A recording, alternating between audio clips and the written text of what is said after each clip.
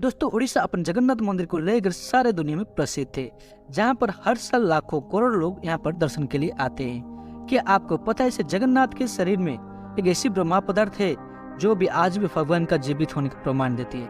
क्या आपको पता है कैसे उड़ीसा में सृष्टि जगन्नाथ संस्कृति और क्या है ब्रह्म पदार्थ? आओ इस वीडियो में बात करते हैं। वीडियो को लास्ट तक जरूर देखें। कहते हैं सत्ययुग में इंद्रदुम्न नाम का एक वैष्णव राजा थे, जिनका राजधानी का नाम अवंती था, जो कि भगवान विष्णु के बहुत बड़े भक्त थे। वो हर समय भगवान विष्णु का आराध्य करते थे, सिर्फ उनकी एक झलक पाने के लिए।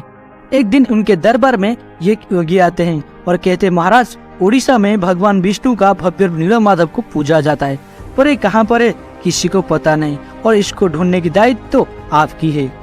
तभी राजा इस बात को सुनकर आनंदित हो जाते हैं, और तभी राजा इंद्रदुम्न मुख्य पुजारी के बेटे विद्यापति को उड़ीसा में नीलमाधव को खोजने के लिए भेज देते हैं।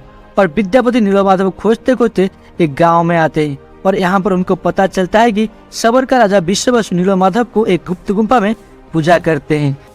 तभी विद्यापति विश्ववसु के पास आते हैं और विनती करते हैं कि नीलमाधव के पता बता देने के लिए, पर विश्ववसु मना कर देते हैं। तभी विद्यापति नीलमाधव का पता करने के लिए इसी गाँव में कुछ दिन रहने लगते हैं। तभी विद्यापति को विश्ववसु के बेटी ललिता से प्रेम हो जाती है और दोनों विवाह कर लेते हैं। इसी तरह कुछ दिन बीत जाता है। एक दिन विद्यापति ललिता को बोलते हैं कि अपने पिता को नीलमाधव का दर्शन के लिए मनाने के लिए।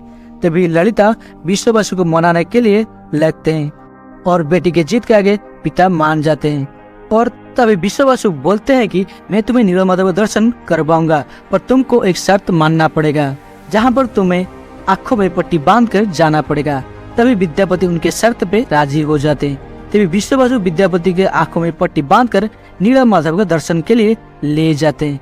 पर तभी विद्यापति अति चतुरता के साथ अपने साथ कुछ सोरिष के दाने ले जाते हैं, और सारे रास्ते में एक एक सोरिष के दाने गिरा गिरा के चलते हैं। और आखिर में विद्यापति को इस गुफा में नीलमाधव का भव्य रूप दिखती है, और वो मन में खुशी हो जाते हैं कि आखिर नीलमाधव का पता चल ही गया। कुछ दिन बाद बारिश का मौसम आता है और विद्यापति के द्वारा गिराए हुए सोरिष के दाने तभी उगने लगते हैं, और विश्ववसु राजा इंद्रदुम्न के साथ सोरिष के दानों को अनुसरण करके इस गुफा में आ जाते हैं, और उनको नीलमाधव का दर्शन नहीं मिलता और वो निराश होकर लौट आते हैं। दिन रात को राजा इंद्रदुम्न के सपने में भगवान विष्णु आते हैं और कहते हैं कि मेरा स्वयं रूप पुरी के समुद्र के पास पानी में तैर रहा है। उसके दिन सुबह राजा इंद्रदुम्न समुद्र के पास आते हैं और देखते हैं एक लकड़ी का दारू समुद्र के किनारे तैर रहा है, और उसको लाने के लिए वो आदेश देते हैं, पर कोई भी इस दारू को पानी से नहीं निकल पाते। और तभी राजा इंद्रदुम्न विश्ववसु की मदद से इस दारू को पानी से लाते हैं और भगवान जगन्नाथ के रूप बनाने की कोशिश करते हैं, पर कोई भी बढ़ा इस दारू में एक खरोच भी नहीं कर पाते।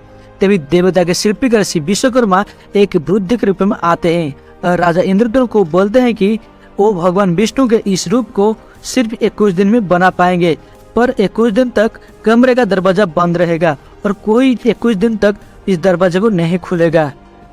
राजा इंद्रदुम्न बूढ़ा कारीगर के शर्त में राजी हो जाते हैं, और राजा इंद्रदुम्न इस कमरे को 21 दिन के लिए बंद कर देते हैं, और 14 दिन तक इस कमरे में हाथुड़ी और आरी के शब्द सुनाई दे रहा था। 14 दिन में इस कमरे से शब्द आना बंद हो जाता है। तभी रानी गुंडीचा सोचते हैं कि बूढ़ा कारीगर 14 दिन से ना खाना पीने के कारण मर गया। तभी रानी गुंडीचा इस कमरे को दरवाजा खोलने के लिए जिद करने लगते हैं, और 14 दिन में कमरे का दरवाजा खोल देते हैं और देखते हैं कि बूढ़ा कारीगर कहीं गायब हो गया है।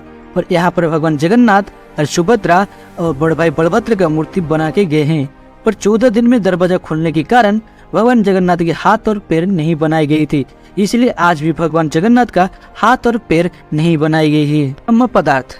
जब द्वापर युग में एक सबर के द्वारा श्री कृष्ण के पैर में धनु लगने की वजह से उनका लीला समाप्त हुई थी, तब सबर ने भगवान श्री कृष्ण का अंतिम संस्कार किए थे, पर उनका शरीर जल गया था, पर उनका हृदय जीवित था, और सबर ने इस दिल को एक लकड़ी में डालकर नदी में प्रवाहित कर दिए थे, जो आके पुरी में लकड़ी की दारू में रूप में दिखाई दी थी, जो आज भी भगवान जगन्नाथ के दिल में धड़कता है।